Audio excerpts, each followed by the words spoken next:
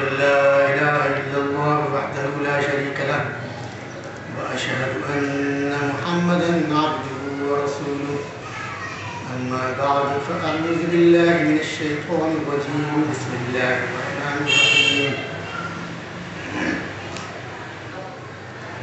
آج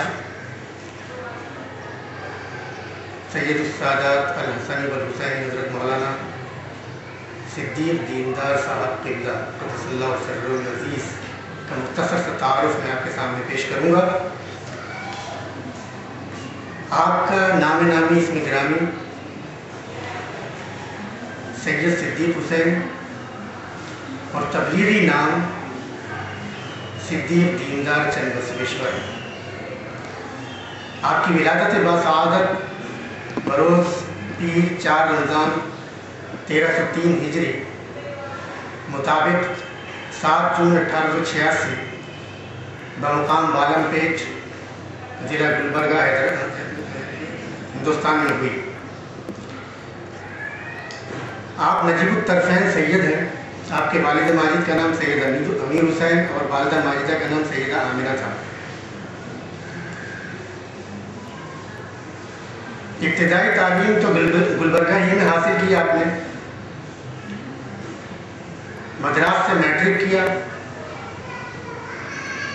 پھر اعلیٰ ثانوی تعلیم سٹی کالج حیدرآباد دکن سے حاصل کی۔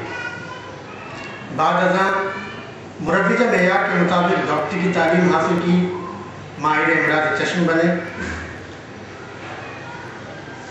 اور ماہر سرجن بھی آپ کو بننے کا موقع ملا۔ آپ بہترین سرجن بھی تھے۔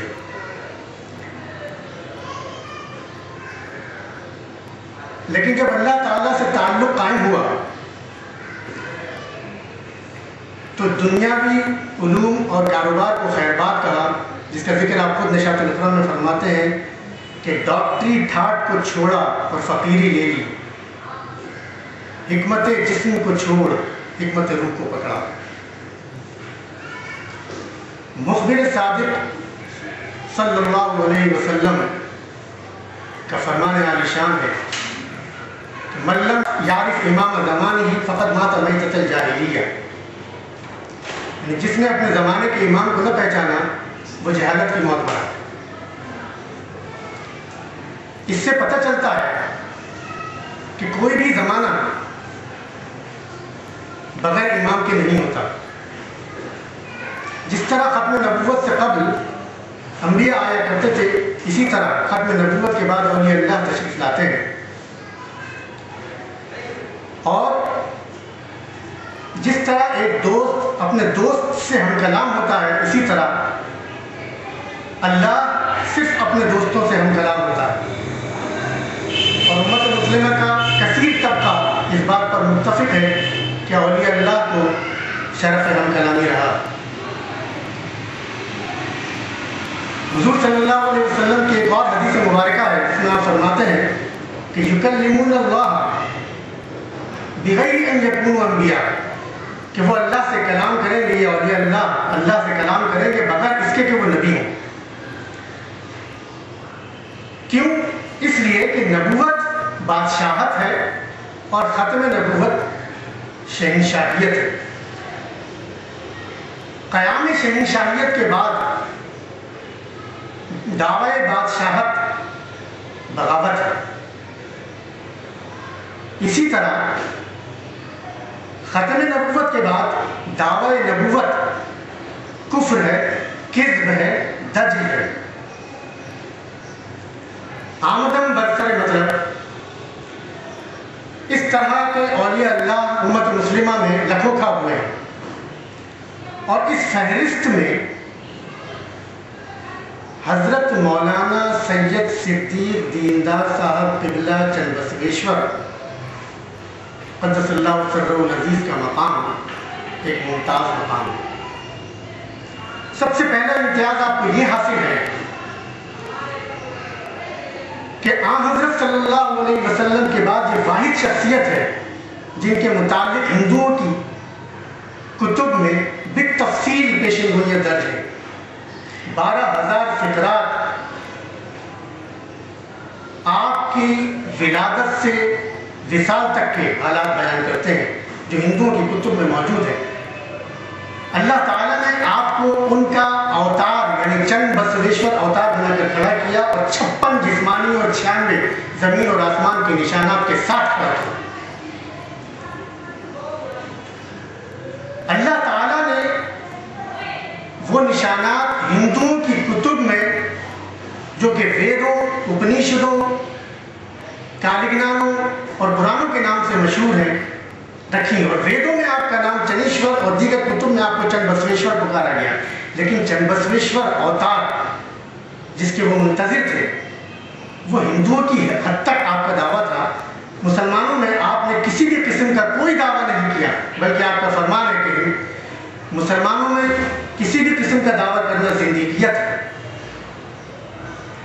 دوسرا امتیاز اس بزرگ کو یہ حاصل ہے کہ کروڑا مسلمانوں کی موجودگی سے فائدہ اٹھاتے ہوئے آپ نے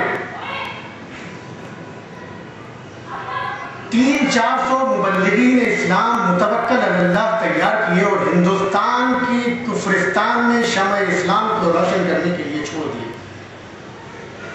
یہ بھی تاریخ اسلام کا انوکھا واقعہ ہے۔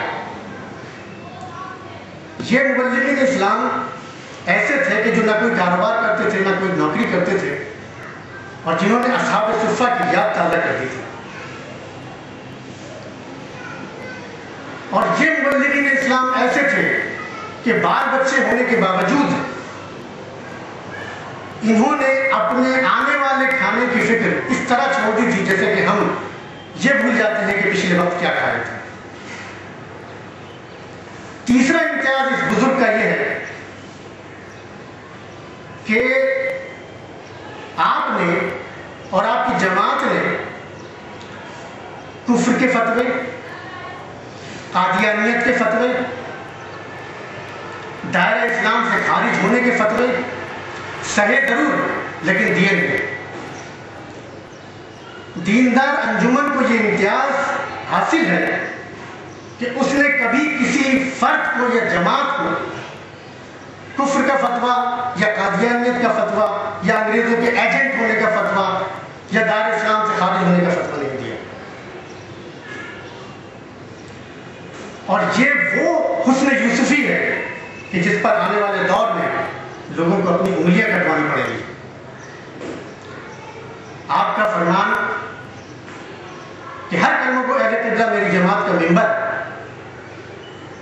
اور آپ کا یہ فرمان کہ میرا مقصد جماعت بنانا نہیں، اور اسی لیے اس جماعت کا نام جس کو دیندار انجمن کہا جاتا ہے انجمن رکھا، کیونکہ انجمن ایک فکر کی علامت ہوتی ہے، اور یہ فکر انسانی دماغ کی پیداوار نہیں بلکہ اللہ کی طرف سے دی ہوئی اور ہم کلامی کے شرف کی بنیاد پر یہ فکر مسلمانوں کو دی جا رہی ہے۔ چوتھا امتیاز اس بزرگ کا یہ ہے کہ جو حضور صلی اللہ علیہ وسلم کی سنت تھی، اس سنت کے ان پہلوؤں کو جنہیں وقت کی گرد نے ہماری آنکھوں سے اوجھل کر دیا تھا، انہیں آئینے کی طرح سامنے رکھا ہے اس بزرگ نے۔ یعنی لوگ اس سے قبل یہ سمجھ بیٹھے تھے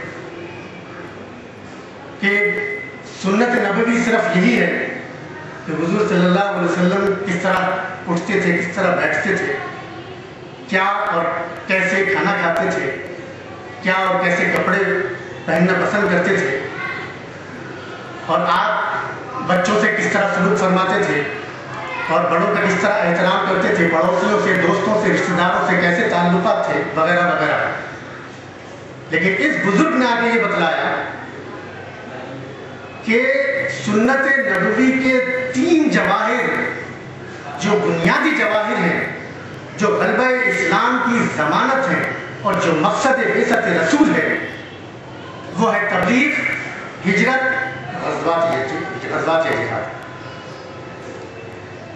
اور تبلیغ بھی کافروں میں، ہجرت کافروں کے ملک سے، اور غزوات کا جہاد کافروں کے خلاف۔ اور آپ کا یہ فرمانا تھا کہ تبلیغ میٹھی میٹھی نہیں ہوتی بات، کیونکہ حضور صلی اللہ علیہ وسلم نے مکے میں جو تبلیغ کی اس کے نتیجے میں آپ کو ہجرت کرنا پڑا. تو ہجرت کیوں کرنا پڑی؟ اس لیے کہ تبلیغ جو آپ نے کی وہ جارحانہ انداز کی تھی، وہ اقدامی نوعیت کی تھی، جو اس زمانے کے مکے کے عمرا کو ناقابل برداشت تھی. نتیجتاً آپ کو ہجرت کرنی پڑی. تو آپ کا فرمان تھا کہ وہ تبلیغ ہی نہیں جس کے نتیجے میں ہجرت نہ ہو، اور وہ ہجرت نہیں جس کے نتیجے میں غزوات کا جہاد نہ ہو، اور وہ غزوات کا جہاد نہیں جس کے نتیجے میں غلبہ اسلام نہ ہو. تو آپ نے یہ جو فکر تھی یہ صرف فکر کی حد تک نہیں تھی، بلکہ آپ نے عملاً اپنی جماعت کو ان منازل سے گزارا. تبلیغ، ہجرت، غزوات یا جہاد، غزوات کے منازل سے گزار کر جہاد کی منزل پر لا کر چھوڑا. تبلیغ آپ نے ہندوستان کے چپے چپے پر کی، مٹھوں میں، مندروں میں، گرجا گھروں میں، گردواروں میں گھس کر آپ نے تبلیغ کی. کوئی راجا کا دربار نہیں تھا جس دربار میں مبلغین کے وفود نہیں بھیجے، حتیٰ کہ وائسرائے اور جارج ہسٹن کو خطوط لکھے اور ان کے پاس وفود بھیجے. تو اس وجود نے تقریباً 12-13 سال تبلیغ کی، جس کے نتیجے میں 700 سے زائد پنڈتوں نے اور ہزارہ غیر مسلموں نے اسلام قبول کیا. اور اس کی پاداش میں آپ کو مسائل بھی برداشت کرنے پڑے. 40 جیلیں اور 84 حوالات اور 32 مرتبہ زبان بندیاں اور 2 قاتلانہ حملوں کی صحبتیں برداشت کی. اور ان مصیبتوں کو برداشت کرنے کے بعد آپ نے آزاد قبائل کی طرف ہجرت کی، اور وہاں پر آزاد قبائل کے تقریباً 4 بڑے بڑے سرداروں نے آپ کی بیعت کی، جس میں امیر جاگستان، مہمن قبیلے کے سردار اور نواب سبحان خان جو باجوڑ قبیلے کے سردار تھے، اور اس کے علاوہ فقیر ایپی کے پاس اپنے وفود بھیجے جنہوں نے وعدہ کیا کہ جہاد کے موقع پر وہ ہمارا ساتھ دیں گے. تو اس طرح تقریباً 3-4 لاکھ پٹھانوں نے آپ کے ہاتھ پر بیعت کی. لیکن دربند کے نواب فرید الدین خان نے انگریزوں سے ساز باز کر کے آپ کو گرفتار کروا دیا.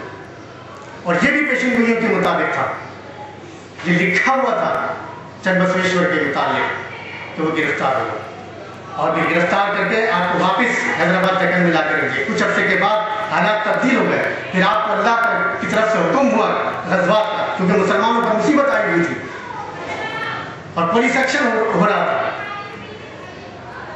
اور لوگ جو ہے وہ مسلمان مارے جا رہے تھے، ان کا مال و اسباب لوٹا جا رہا تھا. تو آپ کو حکم ہوا اور آپ نے حکم کے مطابق غزوات کا اعلان کیا. اور غزوات کا اعلان اس لیے کیا کہ وہ حضور صلی اللہ علیہ وسلم کے حکم پر ہوا، اس لیے آپ نے اس کا نام غزوات رکھا. اور یہ سرایا کے رنگ میں ہوئے، جس میں مال مسلمانوں کا آتا ہے، جان نہیں جاتی، اور اگر جان جاتی بھی ہے تو کافروں کی جاتی ہے. 27 غزوات ہوئے جس میں کافروں کو نقصان اٹھانا پڑا، جانی بھی اور مالی بھی. اور یہاں پر اللہ کا وعدہ تھا کہ تحیتم یوم یلقاکم سلام، اور اس وعدے کے مطابق یہاں پر کسی کی جان ضائع نہیں ہوئی، بلکہ اللہ نے حفاظت کی ہر دیندار مسلمان کی. تو مقصد کہنے کا یہ ہے کہ ان غزوات، تبلیغ، ہجرت اور غزوات کی منازل سے گزار کر ہجرت کے جہاد کے موقع پر، جہاد کا میدان، چونکہ جہاد ایک ایسا موقع تھا جس کے متعلق خدا آپ کا فرمان تھا کہ جہاد بغیر حکومت کے نہیں ہوتا تھا. تو جہاد کو عالم اسلام کے حکمرانوں کا مسئلہ قرار دے کر آپ 4 اپریل 1952 کو، یعنی 7 رجب المرجب 1371 ہجری، اپنے رفیق اعلیٰ سے جا ملے. اب یہ عالم اسلام کے حکمرانوں کی ذمہ داری ہے کہ سیرت النبی کے آخری جوہر یعنی جہاد فی سبیل اللہ کا کام مکمل کرے، اور اس کام کو مکمل کرنے کے لیے جو بھی تعاون کرے گا، جو بھی اپنی خدمات پیش کرے گا، وہ اللہ اور رسول کی خوشنودی حاصل کرے گا۔ وآخر دعوانا الحمدللہ۔